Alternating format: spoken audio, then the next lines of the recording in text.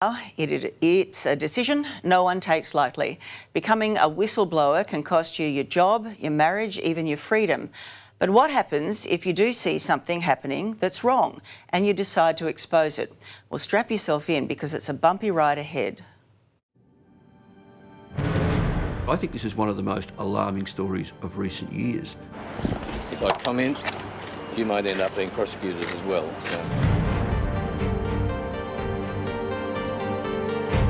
I was offered any job I wanted if I wanted to stay, but the price of that would have been silence. Whistleblowers need to be seen more as heroes. You just have to stand up for what's right, regardless of the consequences. Because this country needs whistleblowers. Canberra in winter can already be a cold, bleak place, but a bigger chill is descending over our nation's capital and the people entrusted with our biggest secrets. Inside these buildings, public servants hold information that you and I may never know about. Sometimes it's kept secret for good reason. Sometimes it is to protect our nation's security, but not always. Sometimes those tightly guarded secrets are about unethical or even illegal behaviour. And that's when you and I need someone inside to find the courage to become a whistleblower. You know, we're taught as children, and we teach our children, to be well behaved and to speak up when they see wrongdoing. But regrettably, we live in a country now where it's increasingly frowned upon to speak up. And if you speak up in a big way as a so-called whistleblower, you're likely to be hauled before a court and face the prospect of jail. Federal MP Andrew Wilkie was once a whistleblower. As an intelligence officer, he was concerned Australian troops were about to join the US invasion of Iraq, hunting weapons of mass destruction that didn't exist. History would prove him right, but his decision to speak up was costly. It turned my whole life upside down. So I lost a good job, I lost the income that went with it, I instantly became unemployable in Canberra, my marriage failed, I lost a lot of friends for all sorts of reasons. That whistleblowing is in fact a family affair. It's not an individual affair. It has enormous impacts on your spouse and on your kids. Jeff Morris is the man who first blew the whistle on misconduct by financial planners at the Commonwealth Bank. What made you decide to blow the whistle on what you were seeing at the bank? The moment for me where I knew I had to act was when I had an elderly couple come into my office. They'd lost $500,000 and everybody at the bank was lying to them, trying to cover it up. His explosive revelations helped pave the way for the Banking Royal Commission that shocked the nation. But once again, telling the truth came at an enormous cost. Jeff Morris lost a cushy job and his marriage. And in many ways, it's a cause of some turmoil to me even today, thinking about what my wife and my kids had to go through as a result of the decision I made. But there are now more whistleblowers paying a much heavier price.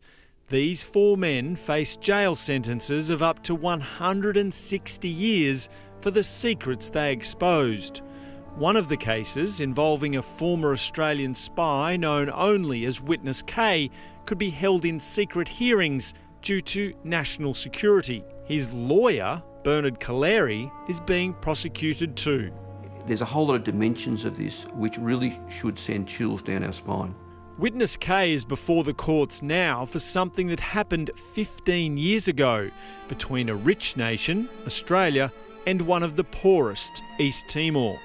Australian troops had helped bring peace to East Timor after its independence, and now our government was negotiating a treaty with our little neighbour over how to divide the oil and gas riches of the Timor Sea. Australia's spy agency ASIS used the guise of an aid project to infiltrate the palace of government in Dili. Instead of helping them, it bugged them, placing 200 covert listening devices inside the cabinet room, allowing Australian negotiators to know exactly how hard a bargain they could drive with their impoverished neighbour. Witness K led that bugging operation and eventually spoke up. Australians should be very concerned about this case for a whole lot of reasons. For a start, Australia acted unconscionably by spying on one of the poorest countries in the world. Arguably, one of our intelligence agencies acted unlawfully. The case would end up at the International Court of Justice in The Hague, and the treaty was eventually renegotiated with a fairer deal for East Timor. After the new treaty was signed, witness K and his lawyer, Bernard Collaery, were both charged. And here we are nowadays where the government is going after the whistleblower who is doing nothing more than trying to shine a light on misconduct. And the government's going after his lawyer, who's doing nothing more than trying to represent his client. Any normal person can see that bugging was unethical, if not illegal. Why are they being prosecuted? I can only assume the government is going after witness K and Bernard Collaery now, partly out of vindictiveness, partly out of a desire to punish these two men, but perhaps even more alarming, as a deterrent to other insiders. When ASIO first raided Bernard Collaery's office, we were told it was due to national security. One of the important things that government does is protect national security. This is a very, very determined push to hide dirty political linen.